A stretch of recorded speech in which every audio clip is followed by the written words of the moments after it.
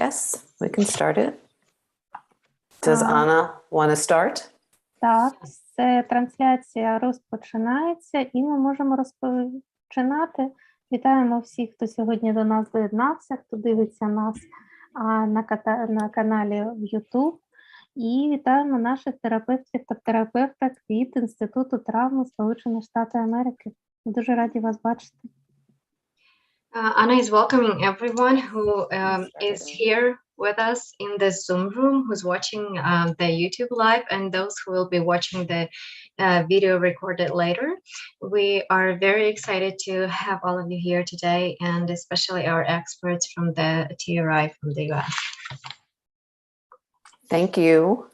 We are very glad to be here. Elaine Miller-Karras could not be on the call today, and so I'm going to be leading the call with our team from the Trauma Resource Institute. I'm Nancy Sokolow, and we have Irina and Bill and Wendy and Stephanie on the call with us. And we want to thank everybody for joining us live on the call as well, who will be listening to us later.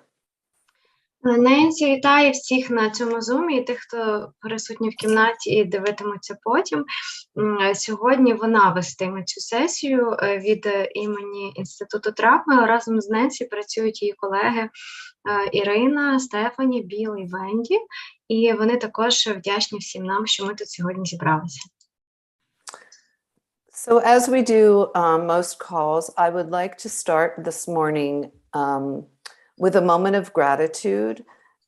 In our model that we teach and we practice, it is important that we remember what else is true when we are going through the most difficult of times. Ненсі пропонує розпочати сьогоднішню сесію, так як ми звикли їх розпочинаємо, хвилинкою вдячності у тій моделі, якої навчає і яку практикує Інститут травми. Вдячність і взагалі подібні практики займають важливу роль, відіграють, оскільки дуже важливо пам'ятати і нагадувати собі, що ще правда у періоди, коли відбуваються не дуже приємні для нас події. And the research shows that taking a moment of gratitude on a daily basis, if we can, helps our resiliency. І наукові дослідження підтверджують, що якщо щодня проводити хвилинку вдячності, якщо є така можливість, то це допомагає, підкріплює нашу стійкість. So again, I would just like to take a moment for all of us to think of someone or something that we are grateful for. And while doing that, just noticing what happens on the inside and placing our attention if there are neutral or pleasant sensations there. Ненсі пропонує зараз нам перегадати когось або щось, за що або за кого ми вдячні. І в процесі пригадування і думок про цю людину або подію, або річ, зчитувати, що відбувається на рівні тіла. І якщо на рівні тіла знайдете якісь приємні або нейтральні самовідчуття, то зосередьте, будь ласка, на них свою увагу. So, just take a moment. You can have your eyes open or closed or a soft gaze to the floor. And we're going to be silent for just a moment. Цю хвилинку ми проведемо в тиші. Ви можете робити, пригадувати собі цю вдячність з заплющеними або розплющеними очима, як вам зручно. Можна дивитися просто в підлогу. І починаємо.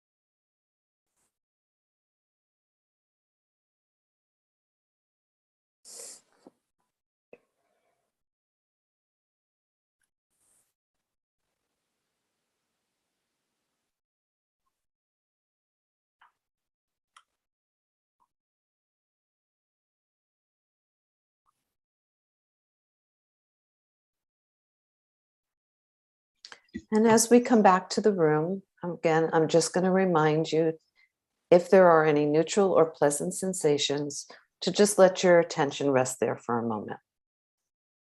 Повертаємося до нашого простору, і Ненсі ще раз нагадує зауважити будь-які приємні або нейтральні відчуття на рівні тіла, якщо такі є.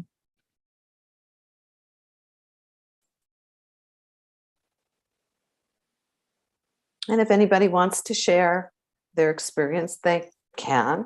They don't have to. They can either put it in the chat or say it out loud.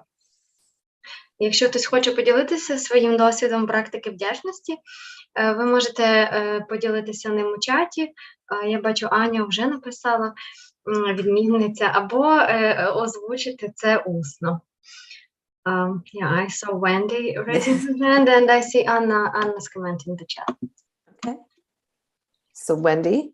Yeah, I just wanted to share that this time I didn't close my eyes. What came up for me for a moment of gratitude is being in this space with all of you, being in this space of sacred connectedness, and my gratitude for being part of this circle and how much you've inspired me. And I felt it, just a warm expanding right here. Yeah, and I noticed that you put your hands here. So Венді каже, що коли вона почала робити цю практику вдячності зараз, то зрозуміла, що вдячна за можливість перебувати тут в цій зум-кімнаті і взагалі в цій нашій групі, в цьому середовищі, відчувати це, як вона це назвала, цей священний зв'язок між нами. Він її дуже надихає, і Венді каже, що на рівні відчуттів вона відчула таке тепле розширення тут на грудях, і Ненсі каже, що навіть помітила, як Венді поклала руки на груди. А ще ми маємо коментар від Ані про те, що їй було легко, і вона усміхалася. We also have a comment from Anna. She wrote that she felt this lightness and she was smiling. right. Наталя, ще я в приватні повідомлення отримала коментар від однієї нашої учасниці. Якщо вона захоче зізнатись, хто вона, то вона це сама скаже. Ага, ось вона руками.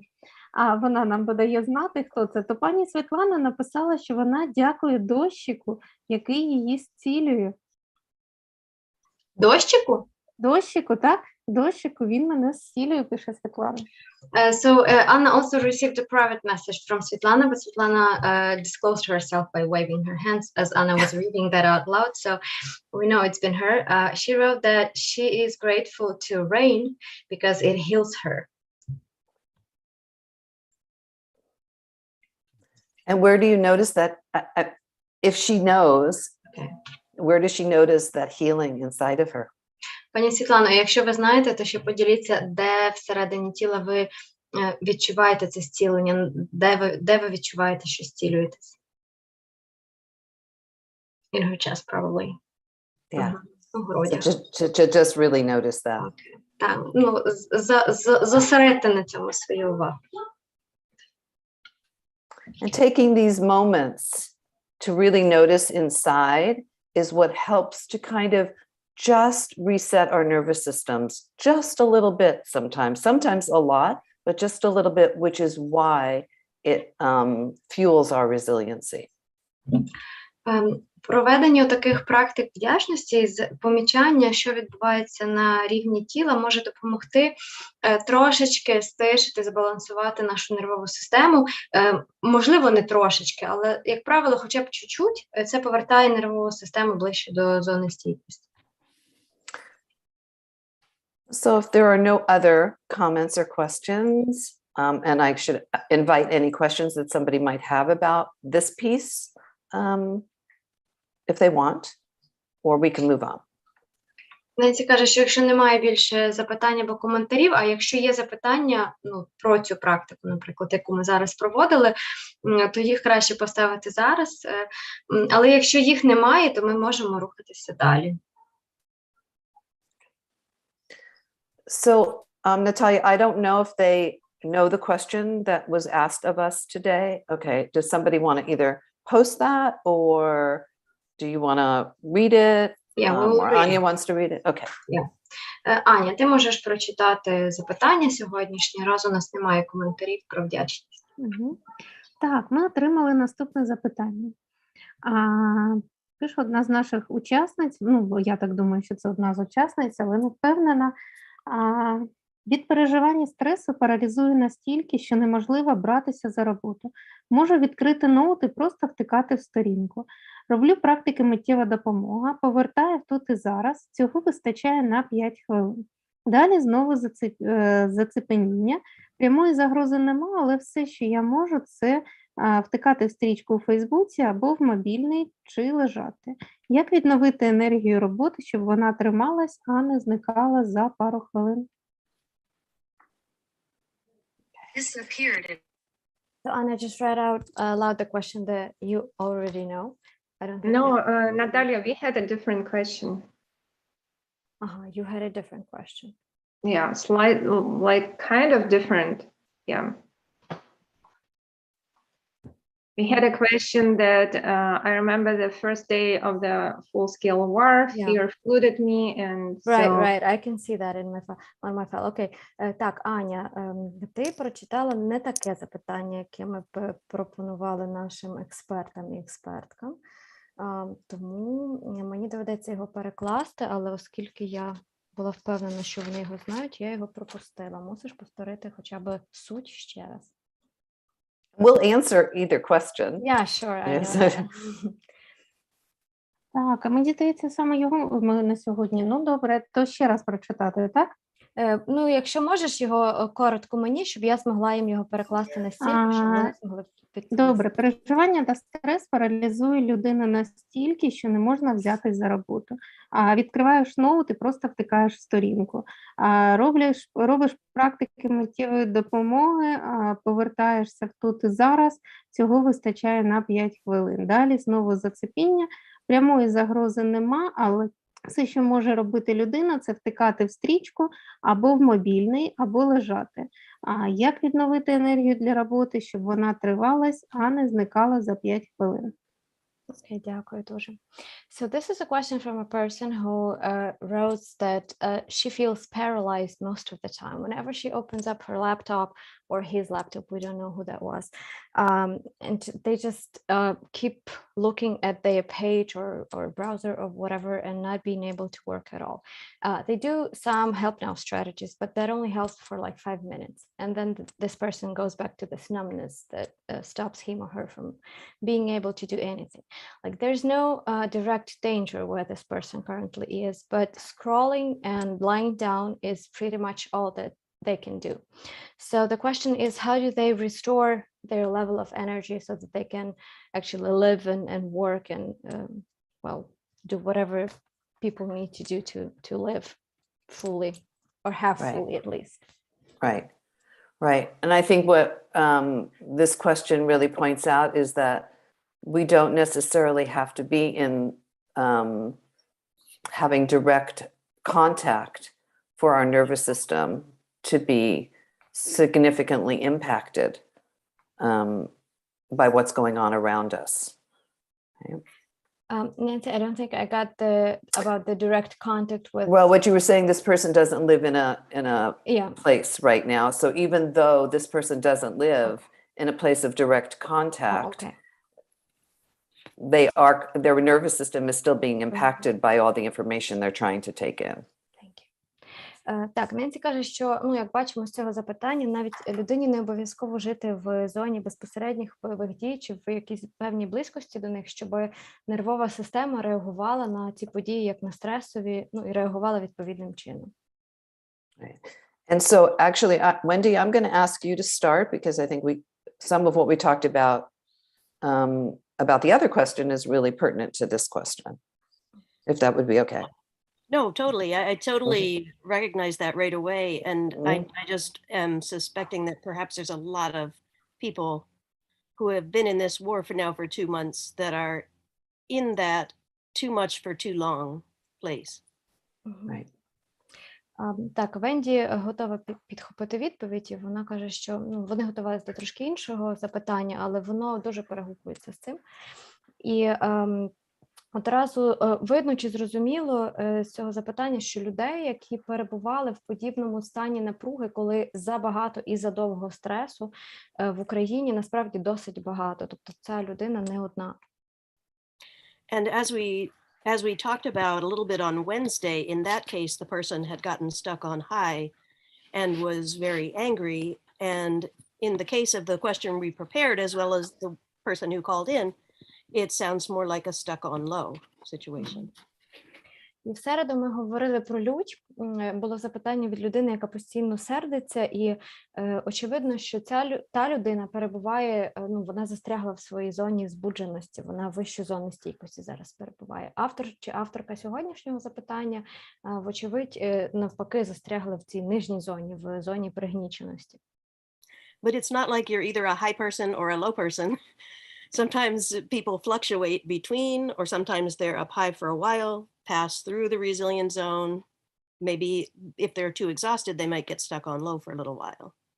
Але це не означає, що люди діляться на два типи: ті, хто застряють в високій зоні, і ті, хто застряють в низькій. Насправді ми можемо вилетіти з зони стійкості у зону пригніченості, потім собі перепливти через зону стійкості в нижню зону, в зону навпаки, в збудженості, в зону пригніченості, і там якийсь час перебувати. Тобто це не залежить від якогось характеру. Personally, when I get overwhelmed, I tend to, if I'm going to get stuck anywhere, I drop off the low end of the resilient zone and might get stuck on low.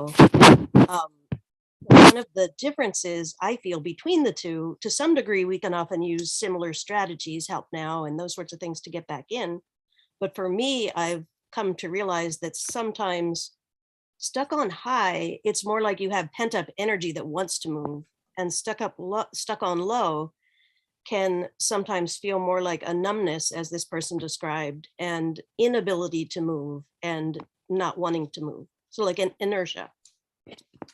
Венді каже, що вона зазвичай опускається в зону пригніченості і частіше перебуває, якщо вилітає з зони стійкості, то частіше туди вниз.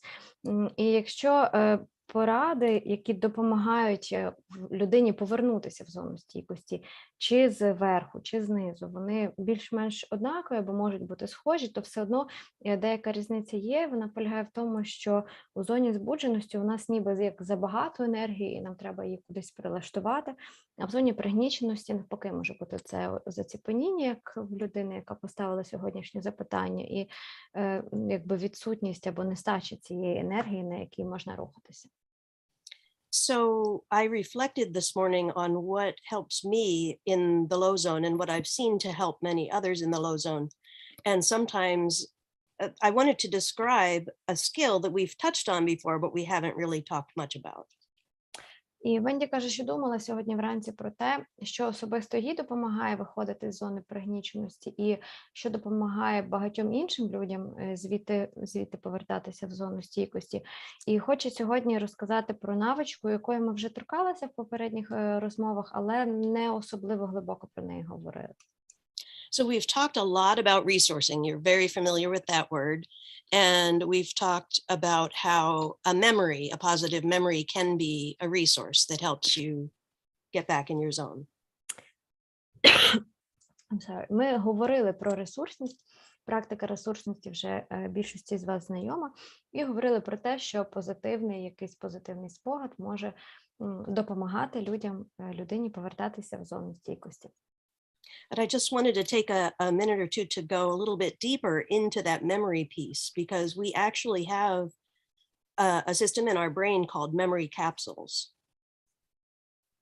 І Венді хоче трошечки детальніше поговорити, власне, про ці спогади, тому що у нас в мозку є такі штучки, які називаються капсулами пам'яті. And I'll give an example, because that might be the best way of understanding it, is that you may have experienced in your life a sensory experience in the present moment, but it was triggered by either something you smelled, something you saw, you tasted, by one of your senses. І Венді каже, що, напевно, в багатьох із нас є досвід, коли якийсь спогад, якщо я правильно зрозуміла, запускався в голові, і ми починали його пригадувати через органи чуттів. Тобто, коли ми щось почули, якийсь запах, або якийсь звук, або щось на дотик, і нам пригадалося щось з минулого. So I'm hoping that it'll be clearer when I give a brief example, but basically for me, one thing that's coming to mind right now is that if I smell the scent of a rose, or even if I see a picture of a rose, it often pops a positive memory capsule for me of being in my grandmother's rose garden with her. Наприклад, Венді каже, що коли бачить зображення троянди або чує запах троянди, то дуже часто вони відкривають в її мозку капсулу пам'яті або капсулу спогадів, як вона проводить час у трояндовому садку своєї бабусі. And now that I know that about myself, I can intentionally bring the smell of a rose or a picture of a rose, but then it's almost like, whether or not I close my eyes, it's almost like I create a 3D video in my head of walking with my grandmother in her garden. And I just make it as vivid and detailed as I can. And I open all my senses. I feel the sun shining on my head and a little breeze. Oh, sorry, go ahead. Thank you. І знаючи, що такі зображення або запах можуть викликати такий спогад, Венді каже, що вона тепер може свідомо цей спогад в себе викликати за допомогою того ж зображення чи запаху. І коли вона уявляє собі, як вона опиняється в садку, в цьому трояндовому зі своєю бабусею, то Венді каже, що навіть деколи не обов'язково заплющувати очі, але вона уявляє собі це дуже таким яскравим 3D-зображенням чи навіть відео з усіма деталями. От вона почала вже розповідати про деталі, про те, як світить сонечко, як легенько дмухає вітерець. And so if I keep going with that, I just feel my sensations of well-being expanding and expanding, because I can, in that video, I can see my grandmother cupping a rose in her hands and reaching it towards my nose. So it stays on the branch, but then I can sniff it and I see her smile and I smile. І Венді каже, що всі ці відчуття, якими вона себе оточує, вони підсилюють всередині неї її відчуття благополуччя. І відчуття благополуччя у неї від цього розширюється. Вона навіть може собі уявити в цьому відео, як вона його далі прокручує в своїй уяві, як бабуся зриває чи зрізає троянду, простягає цю троянду їй, дає їй понюхати, як бабуся усміхається, і Венді теж усміхається. So the power of this basically is taking something that used to be an implicit memory, meaning it was just automatic. I would walk by a rose bush and boom, I would think of my grandmother. But if you notice that and you bring it to your conscious awareness, then you can harness it in the future to be used as something in your bucket of resources. Одним словом, суть цієї практики в тому, щоб взяти якийсь спогад, який був раніше автоматичним, таким неявним, який з'являвся сам від якихось певних подразників, і зробити його усвідомленим, і викликати його, цей спогад в своїй голові вже усвідомлено. І він теж допомагає так відточувати його для використання, в тому числі і в майбутньому, і він допомагає нашій стійкості, оскільки залишається в нашому ящику з інструментами ресурсними, готовим до використання. One more little example is that speaks to the too much for too long is during the COVID pandemic. I remember a particular morning when I was pretty stuck on low and feeling pretty isolated. І ще один приклад під час пандемії, приклад про те, як може бути, коли ми застряємо в стресі надто довго і надто сильно. Під час пандемії Венді пригадує один ранок, коли вона почувалася так особливо пригнічено в цій низькій зоні. And in this case, I went grocery shopping, and as I was leaving the store, I just got this smell of a different flower, a honeysuckle flower. And it popped a huge memory capsule for me that I just needed so badly in that moment. І вона вийшла по продукти, і на виході з магазину вчула запах якоїсь іншої квітки, вже не троянди. Я не знаю, як вона українською називається, буду чесна. Але цей запах пробудив у Венді, чи відкрив ще якусь іншу капсулу пам'яті, чи капсулу спогадів. So I took a few minutes to sit in my car and deepen that so that I could widen my resilience zone and really build that, really notice the sensations, notice the details. And in this case, it took me back to a pond next to a forest where I used to sit with my dog and watch the birds. І Венді спеціально повернулася в машину і витратила кілька хвилин на те, щоб сісти, і оцей спогад, який відкрився, так його детально продумати, пригадати, якби вибудувати його в собі і зауважити, я так розумію, і свою реакцію на нього на рівні тіла. Це був спогад про прогулянки біля озера в лісі, де вона сиділа разом зі своїм псом і дивилася на пташок. And even though, again, it was triggered by a smell, it can really be triggered by any of your senses. But I also pay attention as I go into that moment of feeling the wind, and I smell the honeysuckle as the wind blows that fragrance across my nose. And I can feel behind my dog's ear, that very soft place of fur right behind his ear. And boy, that just makes me, I mean, my resilience zone explodes like this in that moment. Наталья, це жимолость по-русски. Я не знаю українською. Я не знаю, як це українською. Дякую, Ірино.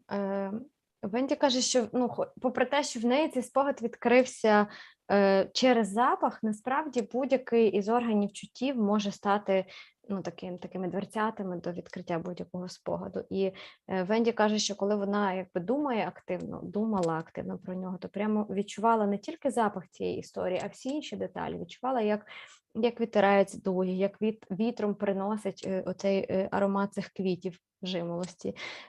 І навіть відчувала м'яке хутро за вушком свого пса, і через це, як вона каже, її зона стійкості просто колосальних розмірів досягала всередині неї.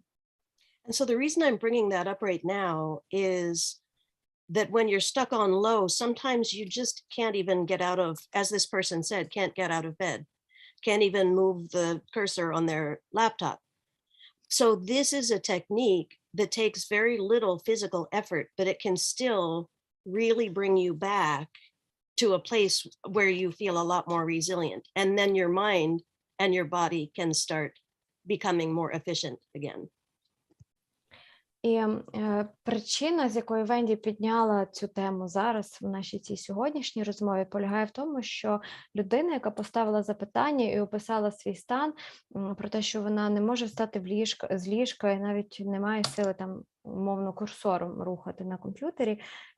Тобто це ситуація, в якій людина має дуже мало фізичної сили зробити будь-що. А ця практика, вона потребує якраз вкрай мало фізичних сил. Все, що потрібно, це працювати з уявою. Але якщо проводити цю практику, то вона дає і тілу, і розуму можливість повернутися ближче до зони стійкості, трохи піднятися з цієї зони пригніченості, і вже з зони стійкості мати більше енергії, мати більше сили на те, щоб починати хоча б щось робити.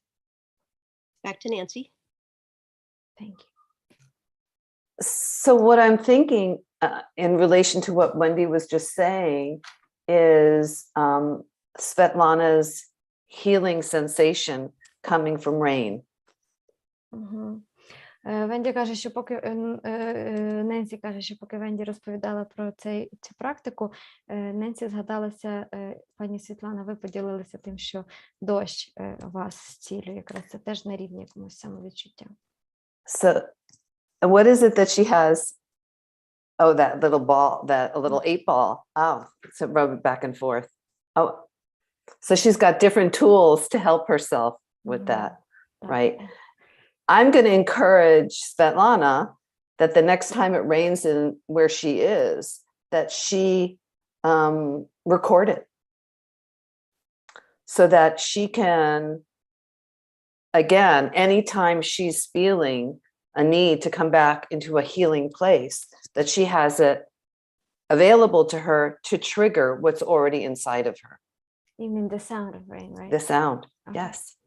І пані Світлана, Ненсі каже, що ви маєте кілька інструментів, як ви нам показали, для заспокоєння чи повернення в зону стійкості, але ось щодо дощу, отака вам порада. Наступного разу, коли дощитиме, там, де ви зараз живете, спробуйте записати собі цей звук, і ви матимете його під рукою, якщо вам буде потрібно повернутися до нього навмисне і відчути це зцілення десь на рівні тіла. And like Wendy's example, that she won't have to even listen to the recording over time, right? As soon as she thinks about rain, everything about that rain will come to life inside of her and will explode into her own resiliency. І з часом, пані Світлано, можливо, вам уже не доведеться слухати цей запис. Якщо ви розвинете собі цю практику, цю навичку, то вам навіть не потрібно буде повертатися до запису, ви зможете просто силою уяви влаштувати собі цей дощ, який допомагає вам зцілюватися, якби відтворити його в собі настільки, щоб це стало для вас таким потужним ресурсом. And so I just noticed her hand on her chest, and just to notice everything that's happening in a pleasant way inside of her body right now, even. Так, пані Світлано, ви приклали руку до грудей. Це теж той жест, на який варто звернути увагу, так? Тобто зауважити, що ви так зробили. Теж, мабуть, це про приємні, швидше за все, для вас самовідчуття, тобто зафіксувати на цьому свою увагу. Right. And I have more to say, but I see that Anya and Bill both have their hands up. So I'm going to mute myself and turn it over to Anya. Аня? Коли говорила Венді, я згадала про те, що є один запах, чи два запахи, які для українців можуть або підіймати настрій, або створювати цей ресурсний стан. Це запах хвої та мандаринів. Бо дуже у Наталі посмішка з'явилась. Бо дуже часто у нас новорічні свята – це якась рослина, це може бути ялинка, це може бути сосна. І дуже часто в родинах це мандарини або інші цитрусові. То, принаймні для мене, я знаю, що для багатьох українців це таке поринання в дитинство і дуже гарний настрій. До речі, і хвоя, і мандарини навіть зараз можна купити, принаймні в тому місці, де я, можна купити в аптеці як аромамасло. Мабуть, це також може спрацювати для того, щоб увійти в інший стан. Anna has described two smells that might be very dear and resourceful for many Ukrainians, and those are the smells of pine needles and tangerines, because they're related to New Year and Christmas celebrations in Ukraine. And many kids have these very fond childhood memories about spending time together and having presents, getting presents and smelling those things. And Anya suggested that if that could work, both those smells can be even bought in pharmacies, like essential oils maybe, and that can be used to trigger those childhood memories. So that Absolutely. was a suggestion or a question, I don't know. Yes. And to follow up on that, just for everybody, I mean, those are very common in Ukraine, but I would imagine there are a ton of individual scents that we all carry from our childhoods that are pleasant. Аня, цілком так є, як ти кажеш, і крім того, що ці два запахи для нас усіх такі популярні і дорогі, напевне, в кожної, не напевне, а точно в кожної людини є ще якісь свої індивідуальні запахи, які породжують такі теплі спогади і приємні спогади. And just to add, before I turn it over to Bill, the sense of scent being a sense, is the fastest acting in our body. It is the only scent that goes straight to that part of our brain that assesses threat. So it works the most quickly.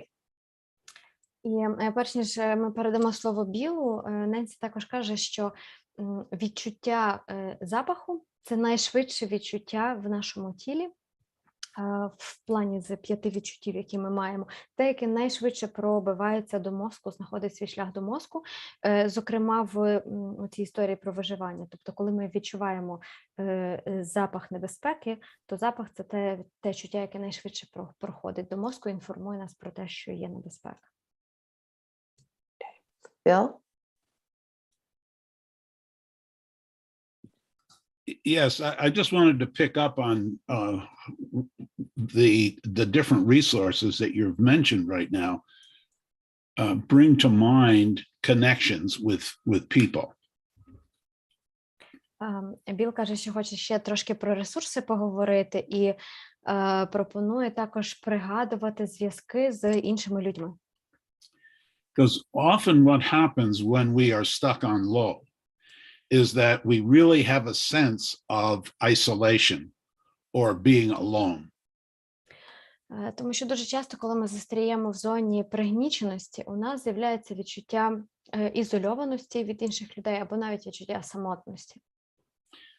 And when I'm stuck on low, one of the skills that seem to help me is to push not only against the wall, but sometimes it's best to push against somebody else's hands.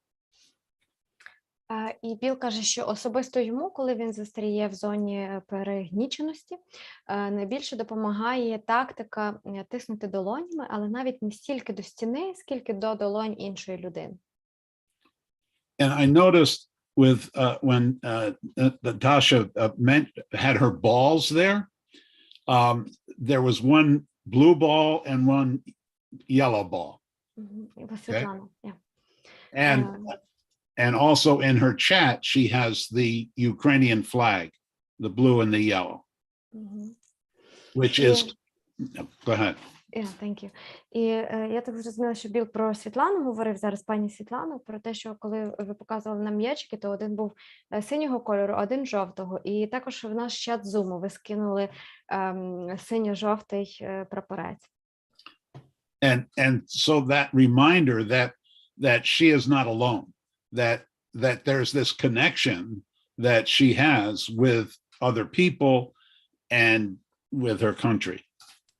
І, можливо, цей вибір кольорів, він не випадковий, а він пов'язаний з тим, щоб нагадати собі, що ви не сама, що це, ви частина великої країни і великого суспільства, що є також велика група людей, які з вами розділяють ці якісь уподобання.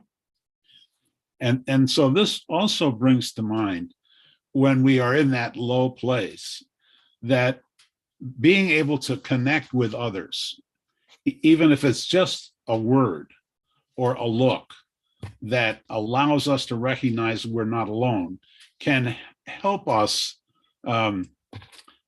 in a way we get energy from each other. І це також нагадує Білові про те, що і ми мусимо собі про це нагадувати, коли застряємо в зоні пригніченості, що з тієї зони дуже добре спробувати знайти зв'язок з іншими людьми. Це може бути навіть одне якесь слово чи один погляд, але це нагадування, що ми не самотні, воно може бути дуже корисним в такому стані. Okay. Nancy, can I go into that? Yes. Okay. So, if you go back to the model we've talked about before, where within the resilient zone, there's this sort of flow up and down. It's not all flat. Так, якщо повернутися до моделі, якою ми тут оперуємо, оцієї зони стійкості, то там в межах цієї стійкості наша лінія життя чи перебування, вона не є рівна, вона йде такими хвилями вгору-вниз. And when we get triggered, and get bumped out of our resilient zone, if we get triggered up, the part of our nervous system which is activated is the part of our nervous system that speeds us up. І коли нас щось стимулює або тригерить, коли нас викидає з зони стійкості, якщо ми говоримо про виліт угору в зону збудженості, то тоді активується та частина нервової системи, яка нас прискорює. And when we get bumped down below the resilient zone, the part that our nervous system is activated is the part that slows us down. А коли нас викидає в зону пригніченості, униз зі зони стійкості, тоді активується та частина нервової системи, яка нас сповільнює. But when we get stuck on low, it's not just the part of our nervous system that is activated that slows us down. also, the part of our nervous system that gets activated is the part that speeds us up, as well as the one that slows us down. So when we're in that numb state, it's like we have the accelerator going. We've pushed down the accelerator, but we also are pushing down at the brake at the same time. Але коли ми застряємо у зоні пригніченості, там внизу, каже Біл, то, знову ж таки, якщо я правильно зрозуміла, тоді активуються обидві частини нервової системи, і та, яка нас прискорює, і та, яка нас уповільнює. Тобто, якщо говорити метафорично, то це так, ніби ми тримаємо ногу одночасно і на педалі газу, і на педалі гальма. So that sometimes when in that question, the person was asking how she could deal with the fact that she was numb, but she also couldn't sleep. That's a result of having both the part of the nervous system speeding her up as well as slowing her down. І може бути так, що людина, або Біл каже, що в запитанні це звучало, коли людина не може водночас ні працювати, настільки в неї таке сильне заціпеніння, і не може спати вночі, то це, власне, наслідок того, що спрацьовують чи активуються обидві оці частини нервової системи. And so just understanding what's happening within our nervous system helps us recognize that it's very natural. This is something that's a part of the way our bodies are protecting us and helping us get back to a place where we're going to be more regulated. Тому самого розуміння того, як працює нервова система і що це так працює наша нервова система, може бути достатньо для того, щоб зрозуміти також, що це природна реакція організму і тіла, тому що функція нервової системи і функція нашого тіла полягає в тому, щоб захистити нас від небезпеки і щоб допомогти нам повернутися в ту зону, в якій ми почуватимемося трошечки краще, трошечки стійкіше. So just to end what I'm saying, going back to the skills that Wendy mentioned, as well as what Natasha is talking about with the connections with other people, those skills can help us get back into this resilient zone and out of this real numb, very activated, but numb place. Тобто і ці навички, про які говорила Венді, і оці зв'язки між людьми, про які ми тут говоримо, вони можуть допомогти нам трохи вийти з зони пригніченості, з цього стану заціпеніння і трохи активувати людину. Okay. Irina, Stephanie, did you want to comment on this or not? Add anything to it? I can say something, especially when we were talking about the previous question, that we were talking about the person being too long in a high zone, right? And then after this being like running, then it's natural that person comes to the low zone because the person needs to recharge. Я можу сказати українською. And the purpose is to normalize, right? Ми говорили про те, що ми живемо в дуже такий стресовий час, і дуже часто, і багато із нас, ми перебуваємо в зоні збудженості дуже довго. Да? Це стрес, we are worried, we anxious. Тривожимося, так. Тривожимося, так. І, але ж наша нервова система не може дуже довго перебувати у цій зоні збудженості. І коли у нас стрес, а у нас, у людей, які живуть на Україні, це дуже великий стрес, то це нормальна реакція організму, то впасти в цю низьку зону пригніченості. Я просто хотіла сказати, що це якась нормальна реакція, але ж у нас є ресурси, у нас є навички, у нас є воля, і ми можемо допомогти собі хоч трошки піднятися з цієї, якщо не зовсім в зону стійкості, але ж допомагати собі, коли ми усвідомлено робимо різні навички, різні упражнення, то це допомагає. Дякую. One of the things I just want to add, and Stephanie, before I go to you, is in the question, this person talked about feeling paralyzed. And though they use the help now strategies, it doesn't work for long. Ненсі хотіла ще прокоментувати, також у цьому запитанні було слово, що людина як ніби паралізована, і йшлося про те, що вона використовує, чи він використовує навички миттєвої допомоги, але вони допомагають ненадовго. And, you know, we certainly wish that we could have a miracle cure or a miracle answer to shift how this person is feeling, you know, quickly, really quickly. And unfortunately, we have to develop a new road and develop a new muscle, and it takes practice. І Ненсі каже, що хотіла би, щоб у них був якийсь чарівний лік, яким можна було б допомогти цій людині одразу змінити свій стан і одразу почуватися краще, але в цій ситуації доведеться розвинути новий м'яз і нову навичку. So if we use I guess it's a metaphor or the analogy of a garden where if we only water the flowers once a week when it's super hot outside, they're going to wilt and they're not going to thrive. Якщо повернемося чи використаємо ще раз ту метафору садка або города, про яку говорили раніше, якщо ми поливатимемо квіти раз на тиждень, а на вулиці лупить жарке сонце, то ці квіти чи рослинки не виживуть. So our resiliency, like the flower, needs watering regularly. Наша стійкість, як і квіти, потребує регулярного поливання.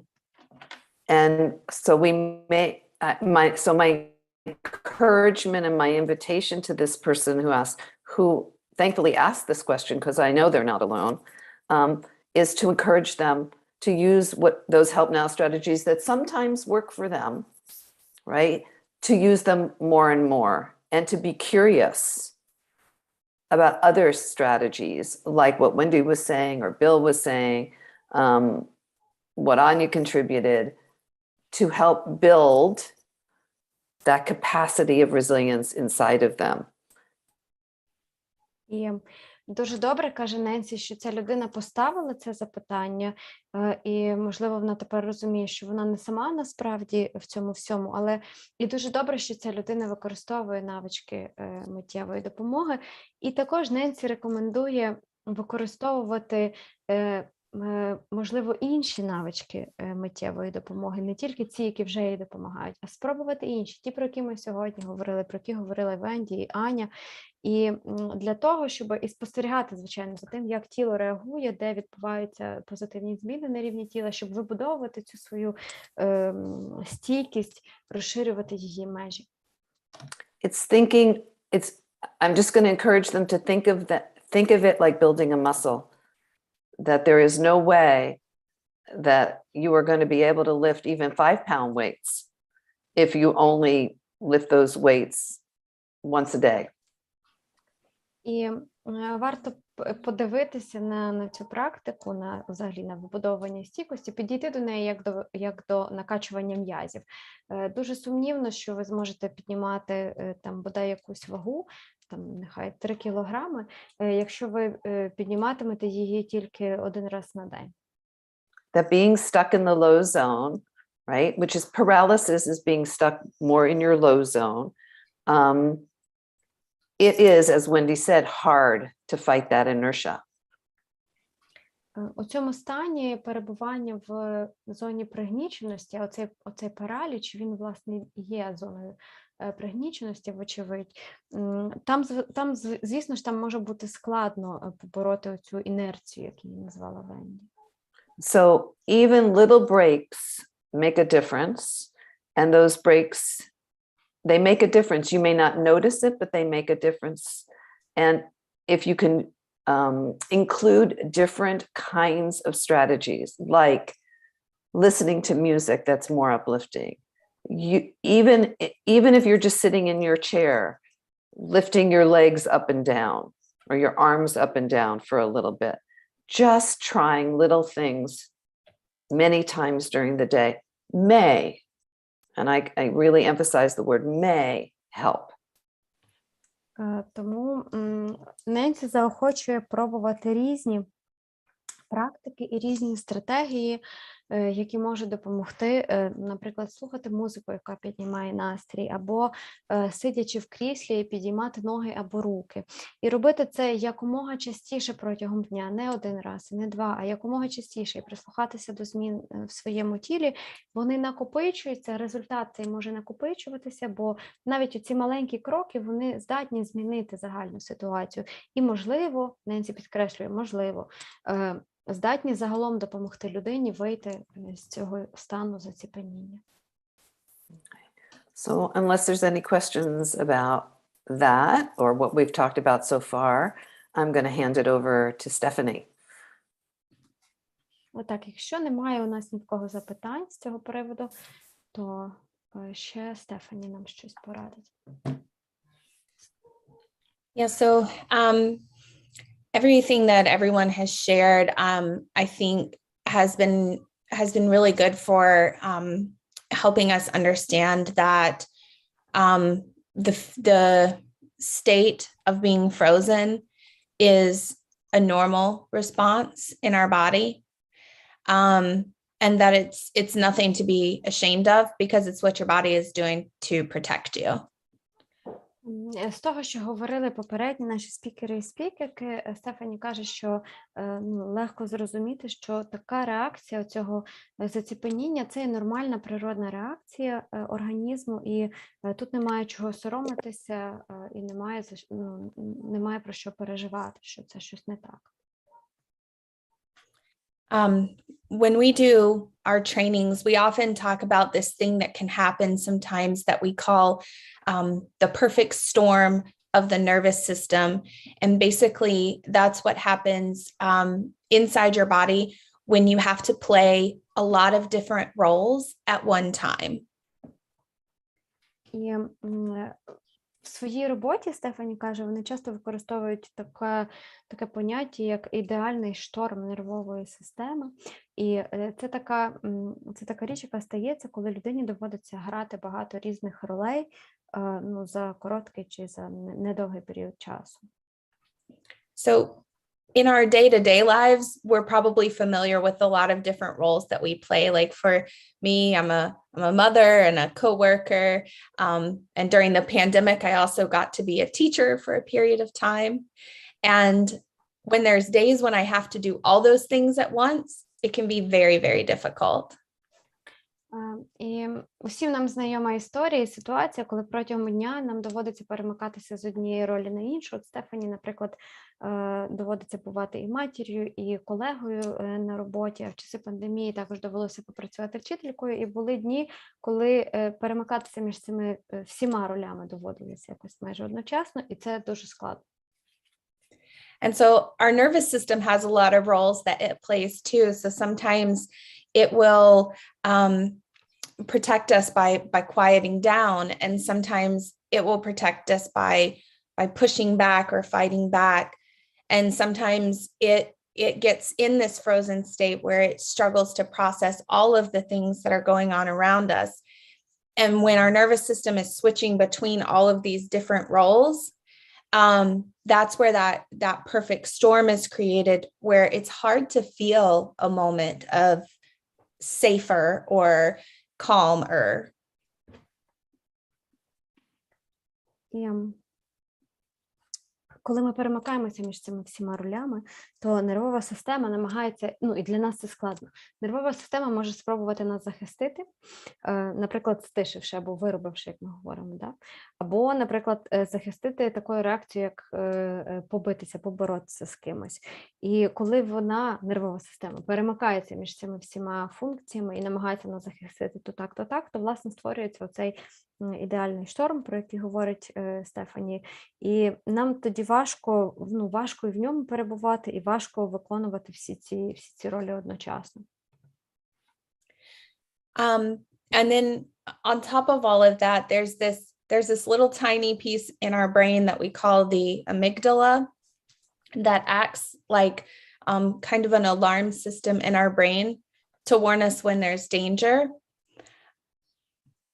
І крім того, в нашому мозку є така маленька штучка, яка називається мигдалевидне тіло, і вона працює як система попередження для організму або для нервової системи про те, що нам загрожує якась небезпека. And but you know, the person in the question had said they were in a safe place, and so they didn't understand why they were still feeling frozen. And unfortunately, the amygdala, that piece of our brain that sounds the alarm when there's danger, it can't always tell the difference between what is real and what is not real in the present moment.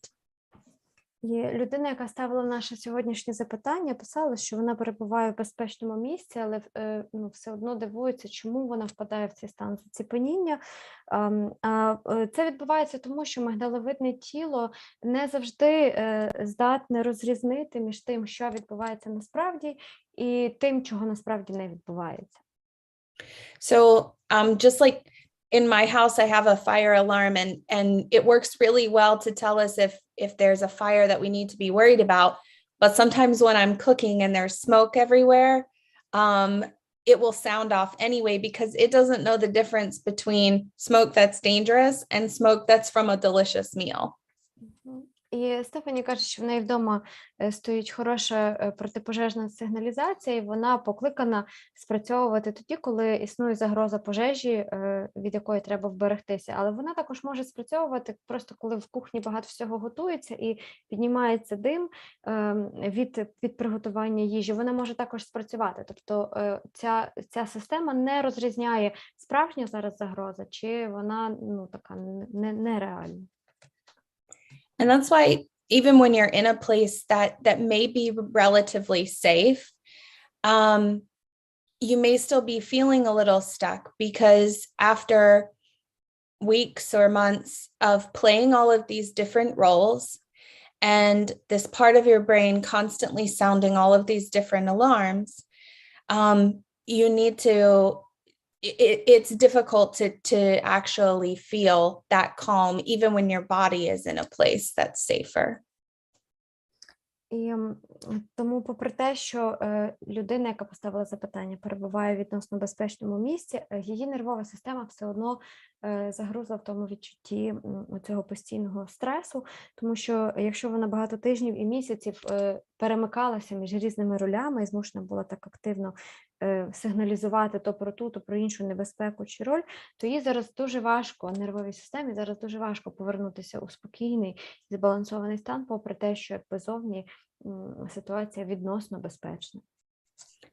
And so all of the strategies that have been shared, like the intentionally popping a memory capsule or pressing against a wall or each other, moving your feet up and down, those are all ways that we can intentionally try to quiet that alarm and calm that storm in our nervous system, so that when we are when our body is in a place that's safer, we can also tell our nervous system that it's okay and it's in a place that's safer as well. Тому ці стратегії, про які сьогодні говорили, про відкривання цих капсул зі спогадами, про впирання долонями до долонь іншої людини, про те, щоб піднімати ноги вгору вниз та все інше, вони можуть допомогти нам свідомо, так намірено стишити свою нервову систему, заспокоїти свою нервову систему і дати їй сигнал про те, що не тільки якби зовні ситуація більш-менш спокійна, а що і вона теж може трошечки заспокоїтися. And just like Nancy said, it's like working a muscle. And so the more that you're able to tap into those resources or those different skills that help you calm or help you find that place of quiet or that place that is safer in your nervous system, the quicker you'll be able to re-engage that when you need. І, як казала Ненсі, це як той м'яз, який можна накачати і зробити його міцнішим. Що частіше ви будете вдаватися до цих практик ресурсності і інших практик, то легше і швидше ви потім будете відновлювати свій рівень енергії, коли в цьому поставатиме потреба. It's just like, again, when I'm cooking and I notice there's a lot of smoke, sometimes I can go ahead and quiet that alarm before it even goes off by just opening a window. And so you can think of these skills as just opening a little bit of a window so that you can quiet that alarm in your head or that alarm in your nervous system so that you can feel safer for longer. І якщо повернутися до історії про пожежну сигналізацію і готування їжі, то іноді, навіть коли є якесь незначне задимлення, Стефані встигає відкрити вікно, щоб не допустити навіть спрацювання цієї протипожежної сигналізації. Точно так само за допомогою навичок ми можемо допомагати собі стишувати чи навіть попереджувати запуску цього тривожного сигналу в голові і в нервовій системі, якщо просто будемо їх постійно і регулярно практикувати. I'll give it back to you, Nancy. Thank you, Stephanie. That was great. Just to kind of add a little bit to what Stephanie was saying, is when we can build that muscle and widen our resiliency, it is harder to get bumped out because it's very wide, and it's easier to get back in because it's very wide. So to realize that we are working towards a goal to help us stay much more grounded or stable, even if we're at the top of our resiliency or at the bottom edge of our resiliency, it's still thicker and more, it helps preventing us from getting bumped in or out. І оцим накачуванням м'язів, оцим постійним вправлянням у стійкості, ми допомагаємо собі цю зону стійкості в себе розширити і зробити її такою широкою, такою фундаментальною, що, по-перше, нам важче буде з неї вилетіти, а по-друге, навіть коли нас виноситиме зі зони стійкості, ми зможемо швидше, легшими зусиллями повертатися до неї назад. Тобто робота над шириною цієї зони, вона дуже важлива. Це можна поставити собі за ціль, накачати собі там зону стійкості. І працювати до цієї цілі, оскільки, маючи ширшу зону стійкості, ми частіше почуватимемося заземленими, стабільними, і вона працюватиме навіть як буфер, як захист від того, щоб ми не вилітали аж надто часто чи надто далеко за її межі. Bill? Yeah, just to go along with what you're saying, when you're practicing these skills to build your resiliency, there's also something, if you continue to remember or focus on the things that are difficult or painful or scary, you're also reinforcing being amped up. And when, oh, I'm sorry. Is that, you got that, Natasha? Kind of, yeah. Біл каже, що навіть якщо ми продовжуватимемо працювати над навичками, але при цьому продовжуватимемо зосереджуватися на якихось речах, які для нас складні, болісні чи страшні, тобто триматися за них мозком чи думками, то це все одно якби підсилюватиме нашу схильність вилітати з зони стійкості, якщо я правильно зрозумію. And you're aware, and we all know that this war is going on, and there's always danger for people. And so sometimes we feel disloyal if we do not remember or pay attention or think of the danger that people are in. І Біл каже, що ми всі знаємо і розуміємо, що війна триває, і що буде якийсь час тривати, і небезпека, рівень загрози, вони нікуди не діваються і не змінюються. І тому ми можемо почуватися як невірними чи навіть зрадниками і зрадницями, якщо ми перестаємо думати постійно про всі ці небезпеки і загрози, які над нами висять. And so we have to give ourselves permission to be in our resilience zone, or permission to think of these resources that are going to help us regulate. І тому ми мусимо дати собі дозвіл на перебування у зоні стійкості і дозвіл на те, щоб думати про свої ресурси, які допомагають нам повернутися до зони стійкості і збалансувати нашу нервову систему. Because as we've talked about before, you know, if we're always tuned into the barking dog, all right, we're always going to be amped up. So we have to be able to keep the owl present by focusing on skills and focusing on ways to keep ourselves resilient. Тому що якщо постійно думати про небезпеку, постійно тримати їх у голові, то цей наш гавкаючий пес, він постійно буде гавкати, він не заспокоїться. А для того, щоб, і ми будемо такі заведені, а для того, щоб мозок міг працювати нормально, щоб ми могли функціонувати, нам треба його заспокоїти, щоб ця розумна сова хоч трошки повернулася на місце. І якраз в цьому нам допоможуть всі ці практики, про які ми сьогодні говорили, всі навички, які ми знаємо з наших бесід. Yeah. So we are being loyal, we are being patriotic, we are being a good friend by keeping ourselves in this resilient zone and not worrying if we aren't paying attention to the pain that people are in. Тому навіть якщо ми будемо практикувати цю ресурсність чи ще якісь практики і якийсь час не думати про небезпеку, в якій перебувають, наприклад, інші люди або інші наші співвітчизники і співвітчизниці, ми все одно залишатимемося, як каже Бір, вірними і патріотами, і патріотками, і друзями для себе, тому що ми в цей момент турбуватимемося про себе. Okay. Thank you, Bill. I am mindful of the time, that we're almost out of time. And so I just want to make sure that Anna has some time to also speak before we end. Так, Ненсі каже, що пам'ятає про час, і тому ще хоче, щоб залишився час для Ані нашої, щоб вона висловилася перед завершенням.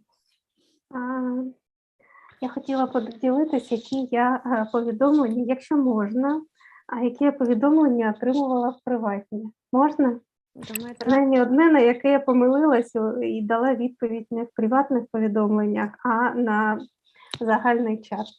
А я отримала повідомлення від Світлани, яка пише, що ми для неї стали наче родина, і я написала, що я відчуваю те ж саме відносно цих нас. То я дійсно дякую, бо той простір, який ми тут створюємо, це дійсно щоденний простір нашої стійкості, адже наша підтримка і те, що ми відчуваємо на цих вебінарах і після їх закінчення, вони дійсно тримають нас як підтримка справжньої родини, і не дивлячись на те, як далеко ми знаходимося один від одного. І я щаслива, що наші з вами зустрічі приносять дуже багато ресурсів, дуже багато спокою, дуже багато надії для тих, хто їх дивиться, і ці люди мають можливість розповсюджувати їх далі, адже серед нас багато педагогів, які співпрацюють з великою кількістю людей, і це створює ось такий простір стійкості не тільки для тих, хто тут, а взагалі для всієї нашої країни. So Anna was talking about messages that we have in chat. Аня, ми їх бачимо всі в чаті, бо вони публічні, насправді, не приватні. So Svetlana shared that all of us have become a family for her, and Anna responded that she also has the sense of being a part of this larger family together. And Anna is also thanking for this. She's very grateful for this joint resiliency space that we have created here, and you have created here for us mostly, and for all this support and being like a family support for us now. And it's also very important that these sessions bring lots of resources and calmness, not to only us who come here, well, not daily, but 3 times per week, but also to many people beyond this circle, because among those who watch these sessions are teachers, and teachers then take these skills and resources out to the kids and other people they work with, so it spreads almost like, you know, those circles on the water. And Anna is very happy about that and very grateful for that. I'm really speechless, but I got chills, and I if I can speak for the whole team, how grateful we are to join you in this space and offer what we understand that can be healing, but also just offer ourselves in solidarity with all of what you're going through. Thank you, Nancy. Ненсі каже, що немає слів, Аня, що сказати на твоє оце зізнання, і в неї аж мурашки по тілу пробігли. Ненсі каже, що вони, бути тут з нами, це є спосіб проявити, не тільки дати нам підтримку, але й проявити солідарність з нами в тому, через що ми зараз проходимо і що ми проживаємо. Як українці і українки, ми теж, я вже це сказала, ми теж за це їм дуже вдячні. Irina? Yeah, Svetlana mentioned the song, which is very popular in Ukraine, and I sent a link of internationally people from different countries, they sing this song. It's like probably 20 or more countries. So I don't know if you will open this link, it's in Telegram channel. Dалі, do you want to translate? Yeah, sure. Тут у чаті пані Світлана писала, що вона співає пісню «На лузі червона калина», яка зараз стала популярною, хоча я виростала з цією піснею 30 років тому. І пані Ірина поділилася покликанням на міжнародну версію цієї пісні, яку виконують люди з понад 10, як я зрозуміла, різних країн. І тому дякуємо за це також. А ще у нас є запитання в чаті від пані Руслани. Подяка і запитання, як отримати записи вебінарів. Так, пані Руслана, я можу дати відповідь. На каналі Camp Ukraine в Ютубі є окрема сторінка, яка називається «Простір стійкості», і там всі записи вебінарів. До середи дівчата, наші колежанки, закінчують опис всіх відео. Там вже багато є, але всі вебінари, які проходять, вони будуть складатись поступово туди, саме на цю сторінку. Дуже дякую, бо я шукала в Телеграмі, а про YouTube не здогадалася. Дякую. Ні, у нас трансляція на Ютубі, і зараз ми перенесли з Фейсбуку також всі записи, перенесли їх туди, для того, щоб вони були зручні для пошуку. Ruslana asked about where the recordings could be found, and Anya told her to search for the YouTube page of EdCamp and look there. I will too. Yeah. I will too. So, to all of you, until I see you again on Monday, and we all see you again on Monday, please take care, be as safe as you can. Yeah, see you then. Have a great weekend, everyone. Okay. Thanks for coming here. You're welcome. До побачення всім. Дякуємо і до понеділка. Bye-bye.